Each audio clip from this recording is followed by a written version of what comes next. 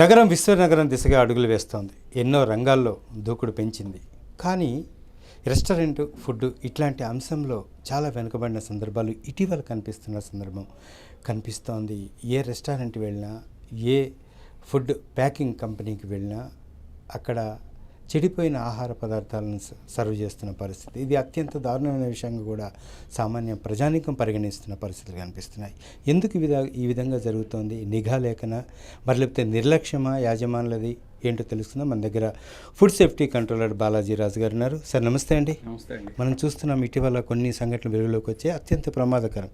ఏం చెప్తారు దీనికి? ఇటువంటి అపోహ పబ్లిక్లో ఉంది, కొంతవరకు జరగటం మాట వాస్తవం. దీన్ని దృష్టిలో పెట్టుకుని food safety and standards authority of India వారి చట్టం ఉన్నదండి, 2006 food safety and standards act 2006, rules 2011. మనకి ఈ చట్టం 2011 నుంచి అమల్లోకి వచ్చింది. దీని పరిధిని అనుసరించి మన స్టేట్కి ఒక ఫుడ్ సేఫ్టీ కమిషనర్ ఉంటారు. వారు జిహెచ్ఎంసి కమిషనర్ గారు ఒక టాస్క్ తీసుకున్నారండి. ఏంటంటే ఇది మనం ఈ సిస్టమ్ని ఇంప్రూవ్ చేయాలి, పబ్లిక్లోకి తీసుకెళ్ళాలి, తప్పు చేసిన హోటలర్స్ భయపడాలి. Not hoteliers, any food establishment, ice cream అవ్వచ్చు, బేకరీ అవ్వచ్చు, సూపర్ మార్కెట్ అవ్వచ్చు, రా మెటీరియల్, ఈవెన్ కిరాణా కొట్టు అవ్వచ్చు, ఎవరైనా కానీ తప్పు చేస్తే జడవాలి, మంచి సరుకు తీసుకుని మంచి సరుకు అమ్మాలి అనే ఉద్దేశంతో ప్రజలకి ఆరోగ్యానికి భంగకరం కలగకూడదు, సరైన ఆహార పదార్థాలే మార్కెట్లోకి వచ్చేలాగా, తప్పు చేసేవాడు భయపడేలాగా ఉండాలనే ఉద్దేశంతో ఈ టాస్క్ ఫోర్స్ అనేది పెట్టడం జరిగిందండి. ఇది గత 40 రోజుల నుంచి, సుమారు 40 రోజుల నుంచి జరుగుతున్నది.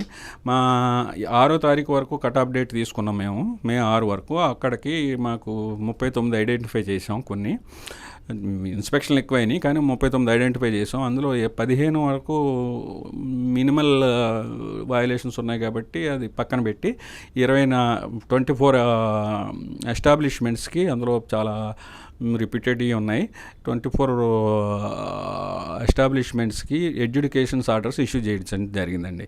ఎడ్యుకేషన్ ఆర్డరు అంటే చట్ట ప్రకారం అందులో సబ్స్టాండర్డ్ ఫుడ్ అమ్మినట్టు లేదా అనైజినిటీ కండిషన్ ఉన్నట్టు, ఇందులో ఏది ఉన్నా కానీ మిస్ బ్రాండెడ్ అని కూడా ఉంటుంది. మిస్ బ్రాండెడ్ ఉంటే 3 లక్షల వరకు, సబ్స్టాండర్డ్ అయితే 5 లక్షల వరకు ఫైను.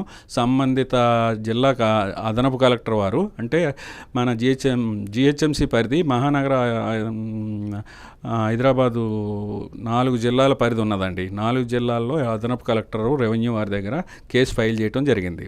అది డిస్పోజ్ అవుతుంది, కొంచెం టైం టేకింగ్ ప్రాసెస్ అండి. వారు 5 లక్ష దాని తీవ్రతను బట్టి, ఆ హోటల్ స్టేటస్, ఆ హోటల్లో ఉన్న జరిగిన కల్తీ, ఆ హోటల్లో ఉన్న వయలేషన్స్, అబ్జర్వేషన్స్ బట్టి 5 లక్షల దాకా వారు ఫైన్ వేస్తారు. అది స్పాట్లో కట్టవలసిందే. కట్టకపోతే వారి లైసెన్స్ ఇమీడియట్గా ఆ రోజునే సస్పెండ్ చేస్తాం, బిజినెస్ కూడా ఆఫ్ చేయడం జరుగుతుంది. ఇందులోనే కొన్ని ఎక్కువ వయలేషన్స్ ఉన్నాయి. స్పాట్లోనే మేము అక్కడ కిచెను, స్టోర్ రూము, కొన్ని చోట్ల ఆశ్చర్యకరంగా ఏంటంటే ఎక్స్పైర్డ్ ఐటమ్స్ కనుగొనడం జరిగిందండి. అవన్నీ అక్కడే డిస్కార్డ్ చేసేసాం. అలాగే ఈ డిస్కార్డ్కి వచ్చేటప్పటికి ఇప్పుడు మామిడికాయల సీజన్ కాబట్టి కార్బైడ్ అమ్మేది 5 లక్షల పైన సరుకు మేము కార్బైడ్ సరైన విధానంలో వాటాలు ఉండగా ముగిస్తున్నాం కాబట్టి అది కూడా డిస్కార్డ్ చేయడం జరిగిందండి. ఈ టాస్క్ ఫోర్స్ టైంలోనే, టాస్క్ ఫోర్స్తోనే చేయించడం జరిగింది. ఇక్కడ ఇంకొక దారుణమైన విషయం ఏంటంటే బ్రాండెడ్ హోటల్స్, ఫేమస్ హోటల్స్లో కూడా ఇలాంటి రోటన్ ఫుడ్ దొరకడం, కూరగాయలని, చికెన్, నాన్ వెజ్ని కలిపి ఒక దగ్గర పెట్టడం, వంటగదిలోనే ఒక డ్రైనేజీ క్యాప్ ఓపెన్ చేసి వ్యర్థాలను అందులో వేయడం, ఇంత ఇండీసెంట్గా చేయడం, ఒక బ్రాండెడ్ హోటల్లో ఉండడం, వాటి మీద నిఘా లేకపోవడమా లేకపోతే యాజమాన్యం నిర్లక్ష్యం అంటారు? కొంచెం యాజమాన్య నిర్లక్ష్యం ముఖ్యం. నిఘా ఉన్నదండి, కానీ నిఘా ఇప్పుడు మేము గత 6 నెలల ముందు ఇదే మీరు చెప్పిన హోటల్కి వెళ్ళామనుకోండి, చెప్పిన తర్వాత కొన్ని రోజులు మేము గమనించింది, మా ప్రాక్టికల్ ఎక్స్పీరియన్స్ ఏంటంటే 2-3 నెలలు బాగానే ఉంటున్నారండి. మళ్ళీ 3వ నెల 4వ నెలలో మళ్ళీ ఎవరో మనకి రెగ్యులర్గా ప్రతి హోటల్ని ప్రతిరోజు చెక్ చేసే విధానం కానీ, ప్రతి వారం చెక్ చేసే విధానం కానీ రావాలంటే ఇంకా కొంచెం టైం పడుతుంది. నెలకు ఒక్కసారైనా ఒకటి చూసి వస్తే బాగుంటుంది. గవర్నమెంట్ వారు, food safety authority of India, Telangana government అన్నీ ఆలోచిస్తున్నారు దీన్ని ఎలాగా. ఎందుకంటే మా కమిషనర్ గారు చెప్పారు ఈ మధ్యన, తల్లి తర్వాత తల్లి లాంటిది ఫుడ్డు, అంత మంచి ఉద్యోగంలో ఉన్న ఇన్స్పెక్టర్లు దీన్ని ఎంతో ఇదిగా చేయవలసిన కార్యక్రమం ఉన్నది. అందరికీ మంచి ఫుడ్ అందించాలని రీసెంట్గా 4 రోజుల క్రితమే చెప్పారు. ఆ విధంగా దీన్ని ఎక్కువ సీరియస్నెస్గా తీసుకుని వెళ్ళి పబ్లిక్ అవేర్నెస్ కల్పించడం కోసం, ప్లస్ ఇప్పుడు 24 కోట్ల మీద కేసు వేసాం కదండి, అదంతా మీ ఇలాంటి మీడియా వారి ద్వారా ఇచ్చేసాం పబ్లిక్కి. లిస్టు కూడా ఇచ్చేస్తున్నాం మేము, లిస్టు కూడా మీకు కూడా సరఫరా చేస్తాం. ఆ లిస్టు చూసి ప్రతి వాళ్ళు భయపడుతున్నారు. అంటే మిగతా వాళ్ళు ప్రతి వాళ్ళు కిచెన్ అలర్ట్ చేసుకోవటం, ఎక్స్పైర్డ్ ఐటమ్స్ ఏమైనా ఉంటే తీసి బయటపడేయటం, అలాంటి పద్ధతులు లేకుండా ప్రతి వాళ్ళకి తెలిసిపోయింది. ఇది పబ్లిక్ కూడా తెలిసింది. పబ్లిక్ కూడా ఎక్కడైనా ఏదైనా కలర్ ఐటమ్స్ అమ్మినా, కలర్ ఐటమ్స్ అంటే స్వీట్లోని బేకరీ ఐటమ్స్లోని కొంతవరకు అలౌడ్ అండి. మిగతా దగ్గర దేంటిలోని తండూరి చికెన్ కానీ, బిర్యానీలో కానీ, గోబీ మంచూరియాలో కానీ, బెండి ఫ్రైలో కానీ ఎందులోని కూడా వాడకూడదు. ఈ వాడి అలౌడ్ అని చెప్పేసి అది 100 ppm అలౌడ్, కానీ వీడు ఒక్కొక్కళ్ళు కొందరు 500 ppm 1000 ppm కూడా అవుతున్నాయి మా దగ్గర. అలాంటివి కూడా అన్నీ అన్సేఫ్కి వెళ్ళిపోతాయి. అన్నిటి మీద కేసులు ఫైల్ చేయడం జరుగుతుంది. 3 రకాలైన కేసులు ఉంటాయండి. ఒకటి అన్సేఫ్, సబ్స్టాండర్డ్, మిస్బ్రాండెడ్. అన్సేఫ్ అంటే కోర్టుకి వెళ్ళవలసిందే. ఈ పోస్ట్ ఎంఎం కోర్టులో ఇలాంటి కేసులు 297 ఉన్నాయి యాజ్ ఆన్ టుడే రన్నింగ్. అది అంతా ప్రతిదీ నిరూపణ అయితే శిక్షతో పాటు ఫైన్ ఉంటుందండి. ఈ మిగతా 2 సబ్స్టాండర్డ్ అంటే తక్కువ క్వాలిటీ ఉన్న పదార్థాలు అమ్మటం, లేబుల్ మీద ఉన్న దానికంటే ఎక్కువగా ఏదైనా వేరేది కలిపిన పదార్థం మిస్బ్రాండెడ్ అవుతుంది. లేదా లోపల ఉన్న పదార్థం లేబుల్ మీద డిక్లేర్ చేయకపోయినా ఇటువంటివన్నీ కూడా ఏంటంటే అదనపు కలెక్టర్ గారు ఇందాక చెప్పినట్టుగా వారి దగ్గరికి వెళ్తుందా 5 లక్షల దాకా ఫైన్ వేస్తారు. అలాంటి కేసులు సుమారు 500 వరకు ఈ 1.5-2 సంవత్సరాల్లో మేము డిస్పోజ్ చేసామండి. ఇంకా వేయవలసినవి చాలా ఉన్నాయి. ఇప్పుడు ఇలాంటి టాస్క్లో మాకు కేసులు ఎక్కువ అవుతాయి. ఇవన్నీ చేస్తాం. దీనివల్ల ఏంటంటే పబ్లిక్ అవేర్నెస్ అవుతారు. మాకు కంప్లైంట్స్ కూడా జిహెచ్ఎంసి కంట్రోల్ రూమ్ నెంబర్ ఉంది 040211. అలాగే food safety authority of India website ఉంది, పోర్టల్ ఉంది, కమిషనర్ జిహెచ్ఎంసి వారిది ఉంది, కమిషనర్ ఫుడ్ సేఫ్టీ తెలంగాణ వారిది ఉంది, ఐపీఎంది ఉంది, ఏఎఫ్సి @ ఏఎఫ్సి జిహెచ్ఎంసి వెబ్సైట్ ఉంది, ట్విట్టర్ ఉంది. ఎందులో చేసినా 24 అవర్స్లో వాడికి ఒక నెంబర్ ఇస్తాం. ఇమీడియట్గా నెంబర్ ఇవ్వడం జరుగుతుంది, రెఫరెన్స్ నెంబరు. 24 అవర్స్లో అటెండ్ అవుతాం. చర్య తీసుకునేటప్పటికి కొంత టైం పడుతుంది. ఎందుకంటే శాంపుల్ రిజల్ట్ వచ్చేటప్పటికి 14 రోజులు పడుతుంది.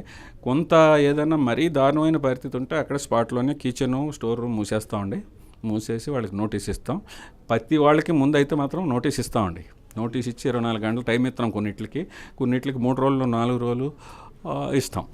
ఇటీవల నేను చూశానండి, ఒక మొబైల్ ఫుడ్ సేఫ్టీ వాహనాన్ని కూడా అది మేయర్ గారు తన చేతుల మీదుగా మేయర్ గారు ప్రారంభించారు. ఆ సిస్టమ్ ఇంకా ఎక్కువ కావాల్సి ఉందా? వెహికల్స్, అలాంటి మొబైల్ వెహికల్స్ ఎక్కువ చేయాల్సి ఉందా? ఎందుకు ఆ సిస్టమ్ అంత పవర్ఫుల్గా పనిచేయడం లేదా? ఒకవేళ వాళ్ళ ఇష్టం, ఎక్కడ రెస్టారెంట్ డౌట్ వస్తే అక్కడ ఆగి తనిఖీ చేయొచ్చు. దీన్ని ఇంకా యాక్టివేట్ చేయాల్సిన అవసరం ఉందంటారా? దాని ఇంపాక్ట్ మెయిన్ మీరు చెప్పినట్టు కొద్దిగా ఈ మధ్యలో మన సార్వత్రిక ఎన్నికలు సందర్భంగా కొన్ని 15 రోజులు 20 రోజులు పని కొంచెం ఆపటం జరిగింది.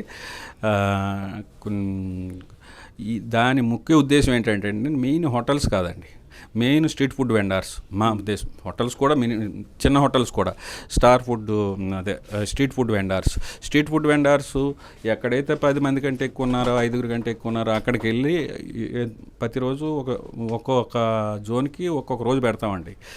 మన దగ్గర మా ప్రకారం జిహెచ్ఎంసీలో 6 జోన్లు ఉన్నాయి, మా ప్రకారం 5 జోన్లు ఉన్నాయి.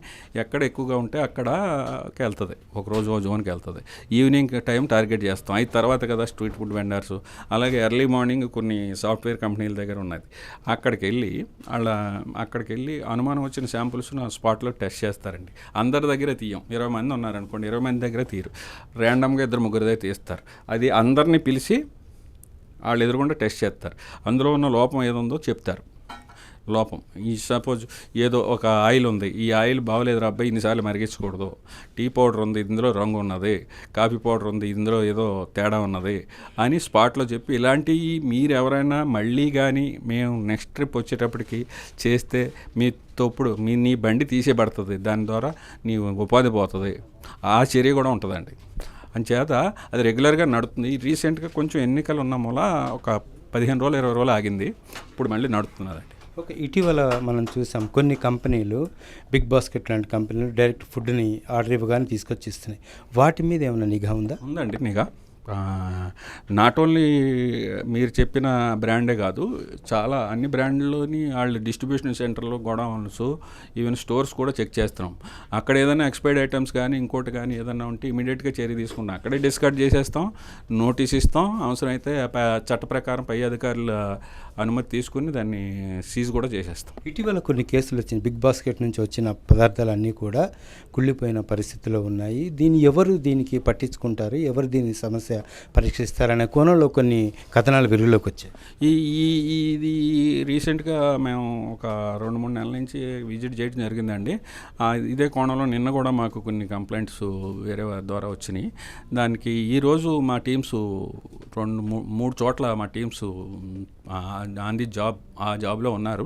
అక్కడ ఏమైనా కొన్ని లోపాలు కనిపించినట్టుగా అది సమాచారం ఉంది. కానీ అఫీషియల్గా మా కమిషనర్ గారు పర్మిషన్ తీసుకునే వారి మీద చర్య తీసుకోవాలి. చివరిగా సార్, చిన్న పిల్లలు తీసుకునే cakes, pastries, ice creams, chocolates ఇట్లాంటి తయారీలో వాడే రంగులు, వాటి మీద ఏమైనా నిఘా పెట్టారా? ఎంతవరకు సేఫ్ సైడ్ చిన్నపిల్లలకి ఒకసారి చెప్పండి. చిన్నపిల్లలు మెయిన్ అండి. పెద్దవాళ్ళు కూడా ఇప్పుడు మన చాక్లెట్లు పెద్దవాళ్ళు తింటున్నారు, ఐస్ క్రీములు పెద్దవాళ్ళు తింటున్నారు. ముఖ్యంగా చిన్నపిల్లలకు కొనేటప్పుడు కానీ మనం తినేటప్పుడు కానీ ఎక్కువ కలర్ ఉందా మీకు, ఎట్టి పరిస్థితుల్లోనే ఉపయోగించొద్దని food safety standards authority of India rules ప్రకారం ప్రజల ఆరోగ్యం దృష్ట్యా మా తరపున జిహెచ్ఎంసీ తరపున కూడా ప్రజలందరినీ కోరటం జరుగుతున్నది. కలరు ఉంది అంటే అది ఎంతో కొంత చెడ్డండి. కలరు వేయవలసిన మోతాదు కంటే చాలా ఎక్కువ వాడుతున్నట్టుగా మా పరిశీలనలో తేలింది, మా శాంపుల్స్లో తేలింది. తక్కువ రకం కంపెనీలు, లూజ్ కంపెనీలు, చిన్న చిన్న కార్ట్స్, తోపుడు బళ్ళు రోడ్ల మీద అది దయచేసి హయ్యెస్ట్ బ్రాండ్ ఉండి, రిప్యూటెడ్ ఫర్మ్ అయి ఉండి అదైతేనే తినండి. చిన్న డూప్లికేట్ అది పెద్ద పేరు మీద తీసుకుని చివర మొదలు ఏదో పెట్టి అదే కంపెనీలాగా నమ్మించి మోసం చేసే వాళ్ళు చాలామంది ఉన్నారు సిటీలో. అలాంటివి తినొద్దు. లూజు ఎక్కువ వస్తున్నది కదా అని కొన్ని ఏరియాల్లో సిటీలో తక్కువ రకానికి ఎక్కువ ఐస్ క్రీమ్ వస్తుందండి. అక్కడ జనం విపరీతంగా ఉంటారు. వాటి మీద కూడా మేము కాన్సన్ట్రేట్ చేస్తున్నాం. అలాంటి చోట్ల తినొద్దని ప్రజల్ని మీ ద్వారా కోరుతున్నాం. Okay, thank you sir. అది పరిస్థితి. ఎలాంటి ఆహార పదార్థాలపైన ఏమన్నా ఇలాంటి కల్తీలు సరఫరా చేసినా, ఇంకేమైనా రూల్స్కి విరుద్ధంగా ప్రజలకు విక్రయించిన చట్టపరమైన చర్యలు తీసుకుంటాం ఖచ్చితంగా. అలాంటి వస్తువులను కనుగొన్న అదే రెస్టారెంట్లో కానీ అదే షాప్లో కానీ ఖచ్చితంగా 5 లక్షల వరకు పెనాల్టీ కూడా వేస్తాము, ఇక్కడ నుంచి తనిఖీలు ముమ్మరం చేస్తాం అనే అంశాన్ని ఇటు ఫుడ్ సేఫ్టీ కంట్రోలర్ బాలాజీ రాజు గారు చెప్పుకొస్తున్న పరిస్థితి కనిపిస్తుంది. ఏ రెస్టారెంట్ కానీ ఏ బేకరీని కానీ క్షమించే పరిస్థితే లేదు, చూసి చూడనట్టు వ్యవహరించే పరిస్థితి, ఉదాసీనంగా వ్యవహరించే పరిస్థితే లేదు, అన్నిటి మీద కొరడా జొలిపిస్తాం అనే అంశం చెప్పుకొస్తున్న పరిస్థితి కనిపిస్తుంది. కెమెరా పర్సన్ రామకృష్ణతో హరికృష్ణ, వన్ ఇండియా తెలుగు, హైదరాబాద్.